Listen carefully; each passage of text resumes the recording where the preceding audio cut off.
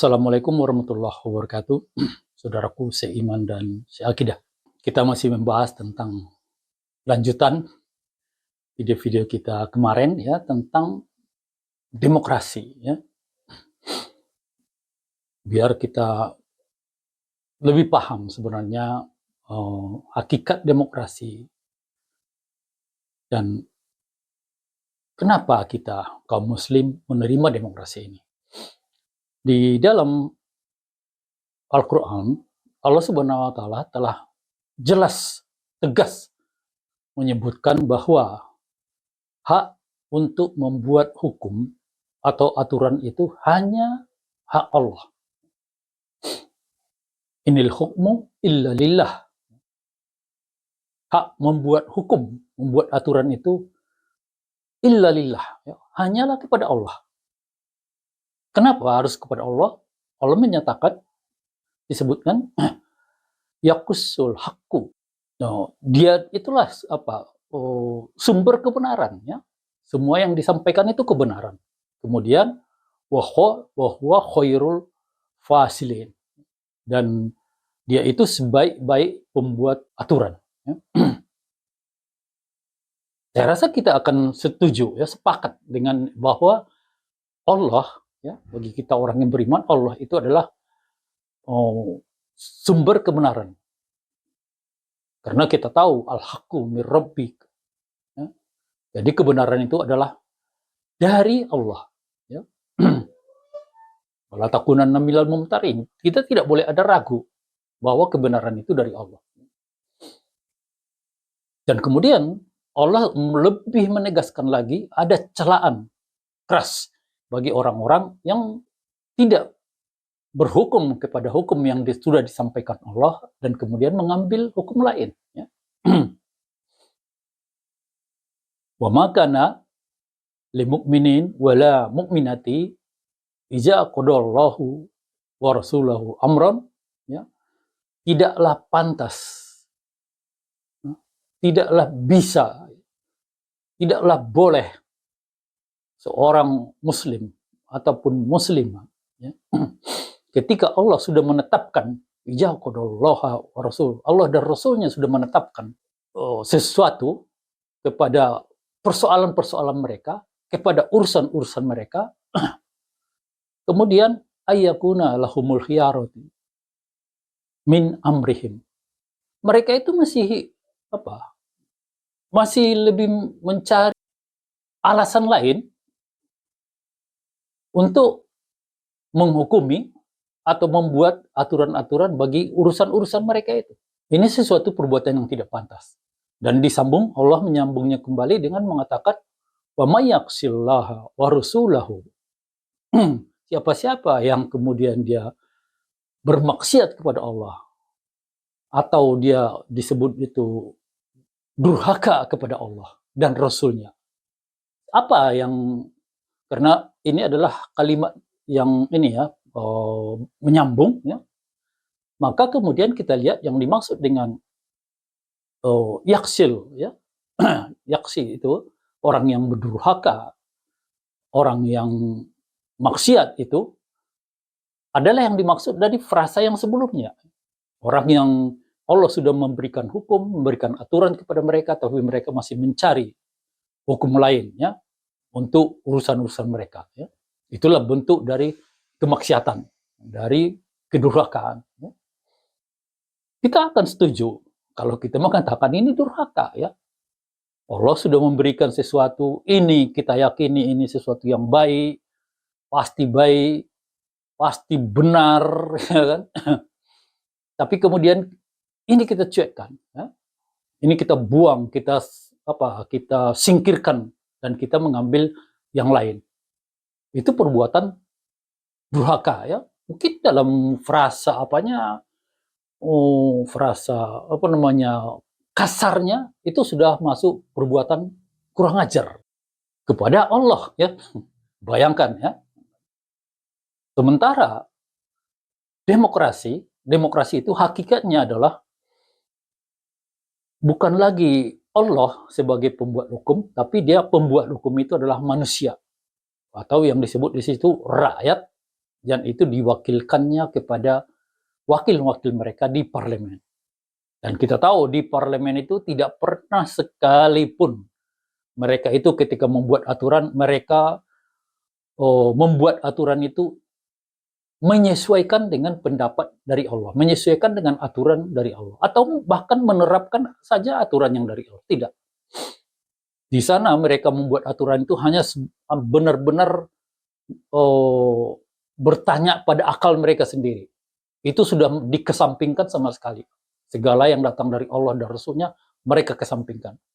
Mereka bertanya pada diri mereka sendiri, kemudian mereka di situ mengambil kesepakatan mana yang benar, mana yang salah dari voting, dari suara terbanyak. Bukan benar dan salah menurut Allah. Ya. Inilah hakikat dari demokrasi. Ini kan terlihat sesuatu yang sangat bertolak belakang, ya. Berbeda sekali, jauh sekali. Ya. Dan di dalam tadi itu Allah mengatakan siapa-siapa ya wa may yaqsillaha wa rasuluhu faqad dolalam mubin. Ya. Maka mereka itu siapa-siapa tadi yang bermaksiat dalam artian Allah sudah memberikan sebuah aturan dan kemudian itu mereka tidak pakai, mereka mengambil aturan-aturan lain dalam urusan mereka, maka mereka itu Allah menyatakan di situ sudah sesat dengan kesesatan yang nyata. Tahu ciri-ciri orang sesat? Orang sesat itu ciri-cirinya itu mereka akan kebingungan, putus asa, frustrasi, ya itu ciri-ciri orang sesat. Karena dia tak tahu lagi mau kemana, mau apa gitu kan, sesat. Itulah yang kita rasakan saat ini di negeri ini. Kepercayaan kita kepada lembaga-lembaga pemerintahan itu sudah sangat jatuh gitu kan. Kalau kita ada keluhan kita nggak tahu kita mau mengeluh sama siapa, kita sampaikan keluhan kita pun tidak ada yang menanggapi. Inilah kondisi-kondisi orang yang sesat ya. Bingung mereka dalam kehidupannya, nggak tahu mau kemana, nggak tahu mau gimana ya. Jadi kenapa? Kemudian jika kita tahu hakikat dari demokrasi itu hakikatnya adalah menyingkirkan Allah dan Rasulnya dalam membuat aturan-aturan di segala urusan-urusan kehidupan kita, dan kemudian dia hanya mengambilnya dari dari akal manusia saja. Kenapa kemudian kaum muslim menerima demokrasi? Kita harus lihat ya, demokrasi itu tidak akan muncul di dalam satu negeri dengan begitu saja ya. Ada pembuka pintu bagi suatu negeri agar kemudian demokrasi masuk ke sana. Apa itu pembukanya? Pembukanya itu adalah sekulerisme ya. Kita tahu di awal mau merdekanya negeri ini, tokoh yang bisa dibilang utama ya di dalam kancah kemerdekaan negeri ini adalah Soekarno dan Hatta ya. Mereka ini orang-orang yang memang mereka sekuler karena mereka itu dididik dalam pendidikan Belanda ya, mereka sekuler ya. Kita tidak menafikan perjuangan mereka, jasa-jasa mereka, tidak itu yang sedang kita bicarakan.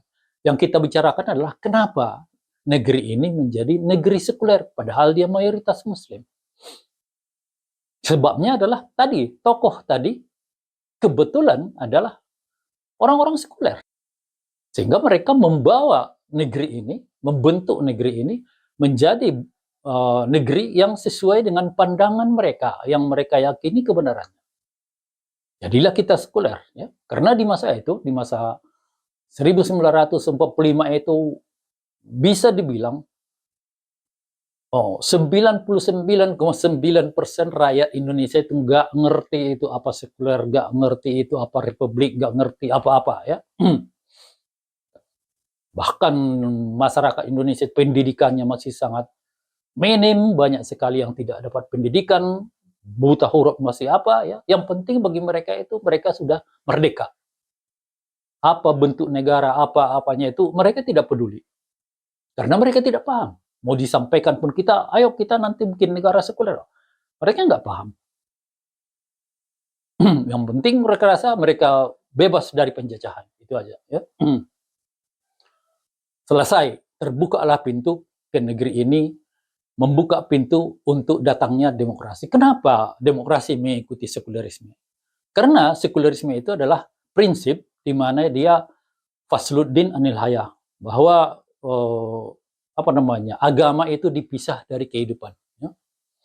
Itulah prinsip demokrasi. Sehingga dengan agama dipisah dari kehidupan, kemudian konsekuensinya seluruh masalah-masalah kehidupan manusia tidak boleh lagi diatur dengan agama. Terus aturannya dari mana? Kalau tidak boleh dari agama, ambillah demokrasi. Yang mengatur adalah rakyat sendiri melalui parlemen. Masuklah demokrasi ke kita ya. Jadi pembuka pintu itu, masuknya demokrasi ke suatu negeri itu adalah sekulerisme. Tidak mungkin suatu negeri akan menerima demokrasi kalau dia menolak sekulerisme. Jadi itu ya, kenapa kita ya umat Islam yang kita yakini Allah itu yaqusul haqqo ya wa huwa khairul fasilin ya. Dia kemudian dia al-haqqu mir rabbik. Tapi kemudian kita lari ke sini. Mungkin kita akan mengakui bahwa kita sudah masuk kepada tadi itu. Mayyaksillah ya, orang warasuluhu ya. Orang-orang yang maksiat, durhaka kepada Allah dan Rasulnya. Karena itu kriterianya tadi ya. Kriterianya kita sudah Allah berikan aturan, kita tidak mengambilnya, kemudian mengambil aturan-aturan lain untuk mengurus untuk urusan-urusan kita. Maka selama kita di sini, yang disebut Allah sebagai kita akan berada dalam jalan sesat yang membuat kita kebingungan, frustrasi, dan segala. Apakah kita akan mempertahankan ini, atau kita sadar dan kemudian kembali kepada aturan-aturan Allah, berpikirlah dengan cerdas. Assalamualaikum warahmatullahi wabarakatuh.